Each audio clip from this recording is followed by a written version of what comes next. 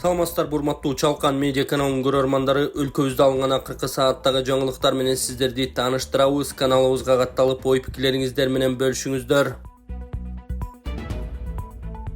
Мунарбек Сейитбек уулу Олимпиаданын күмүшүн тагынып, тарых жаратты. Боксчу Мунарбек Сейитбек уулу Париж Олимпиадасынын финалында өзбекстандык спортчу Абдумалик Халлоков менен кезгелип, күмүш медалга ээ болду. Кыргызстандык мушкер 57 кг салмак категориясында беттешкен 3 раундда тең Халлоков мыктылыгын далилдеди. Мунарбек Сейитбек уулунун алган медалы Кыргызстандын күрөштөн сырткары ээ болгон алгачкы олимпиадалык байге болуп саналат. Жалпы жонунан Кыргызстандын байге куржунунда азыр 2 күмүш, бири балбан Мерим Жуманазарова алып келген 4 коло байге бар. Урматтуу Москвадагы мекендештер, Кыргызстанга жүк салууну каалап, бирок кимден жиберүүнү ойлонуп жаткан болсоңуз, биз сиздерге ишенимдүү ишкерди сунуштайбыз. Бул ишкердин аты жөнү Зайырбек Маматкаримов. 12 жылдан бери иш алып барган командасы сиздин аманатка кыянатты кылышпайт. Кыргызстанга салган жүгүңүздү күндүн аптабына же кыштын ызгаарына калтырбастан атайын жүк сактоочу кампасы Бишкек шаары Профсоюз көчөсү 38/1 дарегинде жайгашкан. Жүктү Москванын бардык жеринен өздөрү алып кетет. Алган жүктү Кыргызстандын 7 дубанына жеткирүүнү да кепилдешет.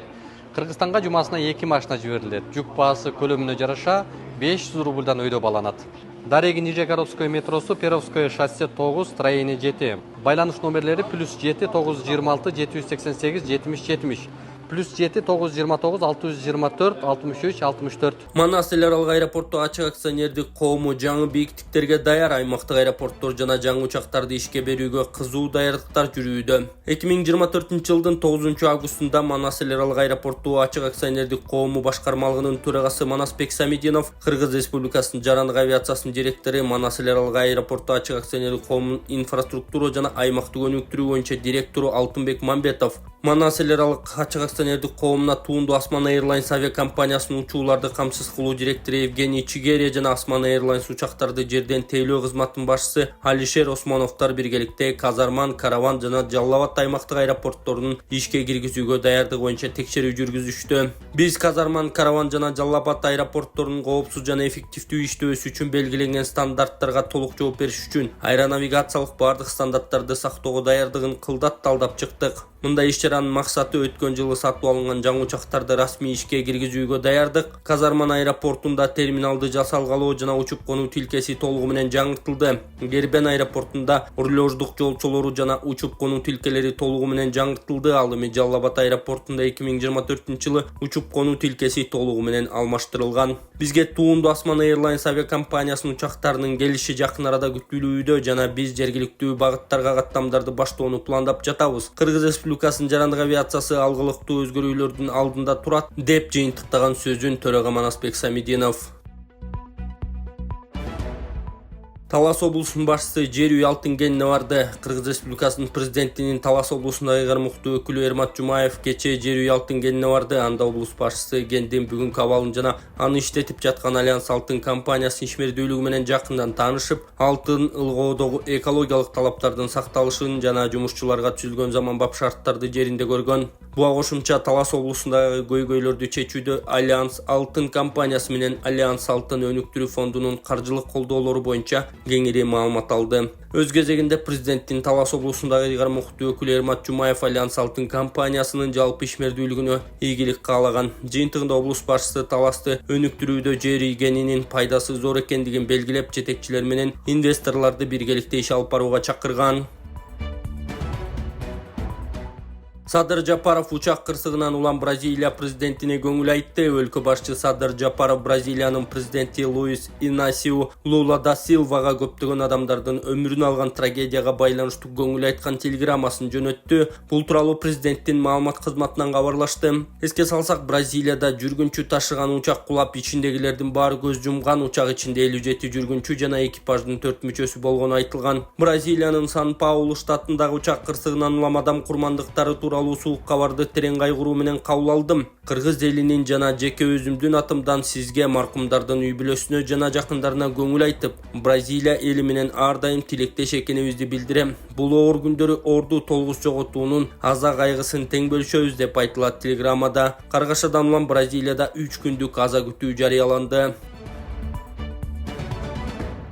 Олимпиадада Өзбекстан құрама командасының башкы машыктыруучусунун жүрөгү токтоп калды. Өзбекстан бокс боюнча құрама командасының башкы машыктыруучусу Тулкин Кылычев 8 августта Парижде өтө турган Олимпиадада жүрөгү токтоп калды. Бул тууралуу Sky Sport билдирди. Мушкер Хасанбай Дусматов 51 килограммга чейинки салмак категориясынын финалында жеңиштүү. Финалдан кийин анын машыктыруучусу Киличев мушкерлер үчүн машыгуучу жайда эс учун жоготкон. Улуу Британиянын құрама командасынын дарыгери Харш Синкс жана терапевт Робби Лиллис жардамга келишкен. Алар дефибрилляторду колдонууга аргасыз болушкан. Дарыгер Лиллис басылмага Олимпиадада стадионунда адамды кантип сактап калганы жөнүндө айтып берген. Машыктыруучулар командасы менен эс алуучу аймакка кайтып келишти. Алардын баары майрамдашты. Анан ал жерде майрамдарга такыр окшобогон кыйкырыктар болду. Дарыгерди жардамга чакырышты. Харч биринчи барды. Мен анын артынан жөнөдүм. Мен 30 секундтан кийин биз дайыма көтөрүп жүргөн шашылыш баштык менен келдим, деди Робби Лиллис.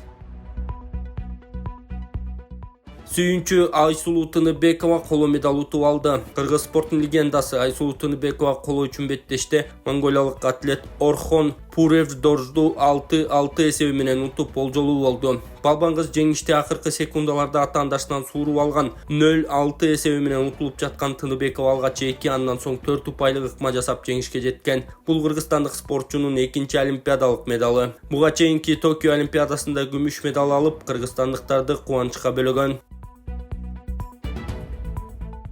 Кичинекей, наристе жаш, 6 баласы жетим калбасын, ушул эне жашасын десеңиздер. Аягына чейин көрүп, видеого лайк басып, колунда бар инсандар, Аллах үчүн ихсан кылып кетиңиздер. Ассаламу алейкум, урматтуу YouTube каналыбыздын көрүүчүлөрү. Мен Эл Үмүтү фондунун жетекчиси Болотбек Айдаркулов. Операция болуш үчүн $20 000 каражат керектелиптир. Эми бул сума да өзгөрүп кетиши мүмкүн экен. Ушул эжекебиздин буттарында, сөөктөрүндө жетканда кальций азайып, буту иштебей шал болуп баратат да күндөн күнгөчө. Ошого сиздердин жардамыңыздар керек. Болушунча ихсаныңыздарды көбөйтүп, ушул эжекебизге бериңиздер. Ушул реквизиттер Мухамбек Б деп Сбербанк чыгат, Дембанк Курстанбек Б деп чыгат тугандар. Ошого кеңири өзүңүздөрдүн ихсаныңыздарды которуп коюңуздар. Бул аталып аткан реквизиттерди айтып атканымдын себеби көпчүлүгү баягы биздин видеолорду көчүрүп алып, өздөрүнүн немесин коюп алып, мошенничество кылышы мүмкүн экен да туугандар. Ошолор көчүрүп алгандар болуп атат да. Биз көбүн ошол роботуга берип эме кылган учурларыбыз болду. Биздики официальный фонд Юстиция министрлигинен атайын каттоодон өткөн. Кеңири ушул эжекебиздин өзүнө түшөт, көрө бересиздер. Эжекебиздин 6 баласы бар. Ушинтип күндө ушул акыбалда жатат да. Бул жакта мына кичинекей бөбөгү наристеси дагы жатат. Эми эжекебиз тура албагандыгына байланыштуу. Бул бөбөктү бул жакта эжебиздин кыздары карайт да. Эжебиз ушул акыбалда жатат. Ошо кайдыгер карабастан ушул эжебизге жардам берип кетиңиздер туугандар. Мындай күндү, мындай оор дартты эч кимдин башына салбасын. Кудайым душманыбызга дагы ыра көрбөйбүз. Буюрса эжекебиздин дагы үмүтү чоң сиздерден. Ошол насип кылса, эжекебиз бутунда туруп кала турган болсо, Алла насип кылса, ушу сиздердин бир чоң бир соолукта калганыңыздарга мына акыретте дагы күбө болобуз туугандар. Өзгөчө кырдаал министрлиги аскердик кызматка сейрек адистиктеги кадрларды издеп жатат. Өзгөчө кырдаалдар министрлигинин өздүк курамын бекемдөө үчүн аскердик кызматка мырзаларды кабыл алат. Бул тууралуу мекеменин маалымат кызматы билдирди. Ага ылайык ведомство геолог, геофизик, гидротехник, көпүрө жана дамбаларды, гидротехникалык курулуштарды куруучу, топограф, геодезист адистерин ишке алат. Маалыматты тактоочу телефон 0312 32 34 92, Дареги Бишкек шаары, Манас проспекти 101-1. Августтун ортосунда Ысык көлдө билим саммити өтөт. 16 августтан 20 августка чейин Чолпон Ата шаарында билим саммити өтөт. Бул тууралуу билим берүү жана илим министрлигинен кабарлашты. Иш-чара биринчи жолу август иш-чараларынын алкагында өтүлөрү айтылды. Саммиттин биринчи күнүндө Казакстан балдары мектепке чейинки билим берүү уюмдарына камтуу боюнча тажрыйбасы менен бөлүшмөкчү. Ошондой эле мектепке чейинки курактагы балдар үчүн ваучердик каржылоону киргизүү боюнча талкуу болору кошумчаланды. Бұл видео жалаң эркектерге, эгерде сиз төшөктө алсыз болуп, калооңуз жок болуп жатса, андан чыгарып бат-бат туалетке барып жатсаңыз, анда сизде простатиттин белгилери. Простатиттин дарысы чакшыр, өтө жакшы жардам берет. Андан тышкары дагы айымдардын бат-бат туалетке барып цистит болуп ооруп аткандарына дагы жакшы жардам берет. Бул чөптөрдөн жасалган жана эркектердин да аялдардын дагы процентин көтөрөт. Эгер заказ кылам десеңиздер, экранда номерларга байланышыңыздар. Адамдардын организми ысык суук болуп бөлүнөт. Эгерде суук ашынып кетсе, адамдар эмне алат? Колу буту жылбай, үшүп, ооруй берет.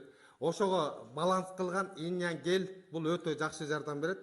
Колу бутуңуз жылбай жатса, кан айланыңыз жакшырбай жатса, белиңиз, бутуңуз, тамандарыңыз муктуп атса, иньян гелди колдонуңуз. Бул жаш өтүп калган адамдардын кан айланысы начар болгондуктан жаш өтүп калган аталарыбызга, апаларыбызга алып берсек, алардын кан айланысы жакшырат дагы, өзүн жакшы сезип, жылуу жүрүп калат. Заказ кылам десеңиздер, экрандагы номерларга байланышыңыздар. Олимпиада Аял Лазарев 5-орунду ээлеп карьерасын жыйынтыктады. Кыргызстандык балбан Аял Лазарев Олимпиада оюндарында коло медал үчүн күрөштө утулуп калды. Ал эркин күрөш боюнча мелдешке 125 кг чейинки салмак ченинде катышкан. Лазарев 1-8 финалда ирандык спортчуга утулуп, бир коло медал үчүн күрөштү улантууга мүмкүнчүлүк алган. Коло байга үчүн күрөштө Рио Олимпиадасынын чемпиону туркиялык Таха Акгүлгө 0-7 эсебинде жеңилип калды. Аял Лазарев Парижде өткөн Олимпиада оюндарында 5-орунду ээлеп спорттук карьерасын ушун менен жыйынтыктады.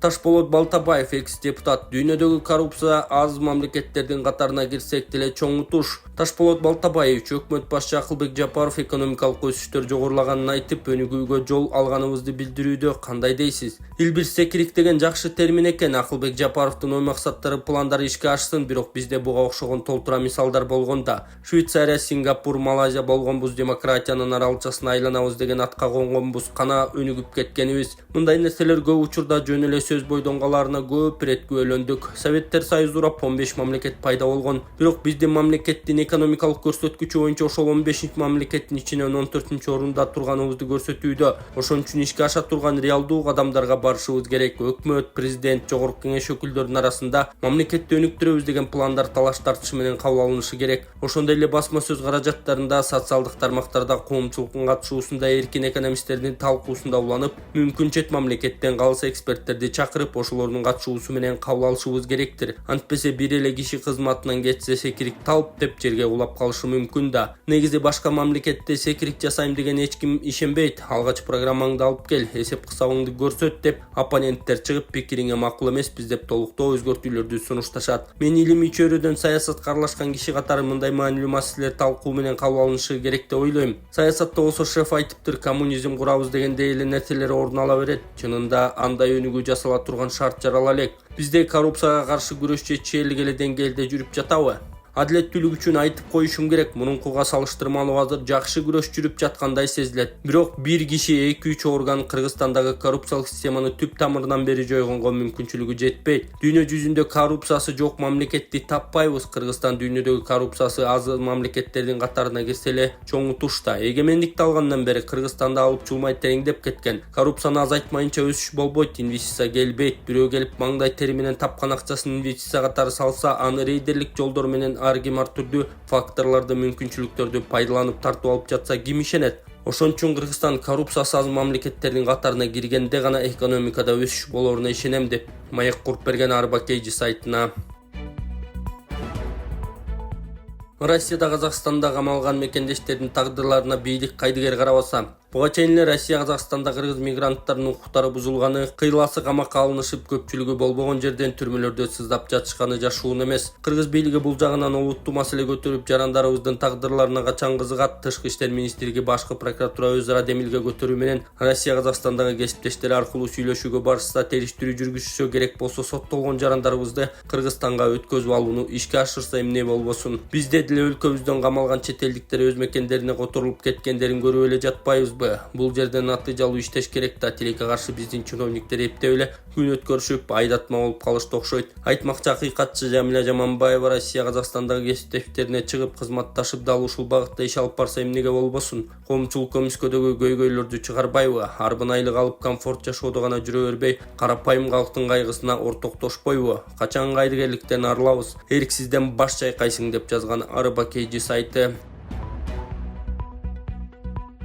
Лукашенко президенттиктен кеткенден кийин айылга барып жашай турганын айтты. Белоруссиянын президенти Александр Лукашенко Могилев облусунун Шкловск районунун шаарындагы агро шаарчасынын жашоочулары менен баарлашуу учурунда өлкө жарандары башка президент болот деген ойго көнүшү керектигин билдирген. СБ Беларусь сегодня басылмасы жазгандай, мындай жол менен мамлекет башчысы агро шаар тургундарынын биринин 2025-жылы боло турган мамлекет башчысын шайлоого катышуу сунушуна жооп берди. Мен баарыңарга ачык айта баштадым. Силер башка президент болооруна көнүшүңүздөр керек. Мен сиздерди эртең таштап кетем деп айтпайм. Бирок жашоодо баары болот. Сиз менин түбөлүк эмеспиз, дейт Лукашенко. Мындан тышкары Беларустун президенти кызматтан кетип жатканда мураскоруна тынч жана ынтымактуу өлкөнү калтыруу керектигин айтты. Мына мен кетем, айылдын кайсы бир жеринде сиз менен жакын жашайм, келем, мындан да жаман болуп кетпегенин эстеп ыраазычылык билдирем, деди Лукашенко айылдыктарга. Белоруссияда президенттик шайлоо 2025-жылдын 25-июлунан кечиктирилбестен өтүшү зарыл. Шайлоонун датасы азырынча белгилене элек.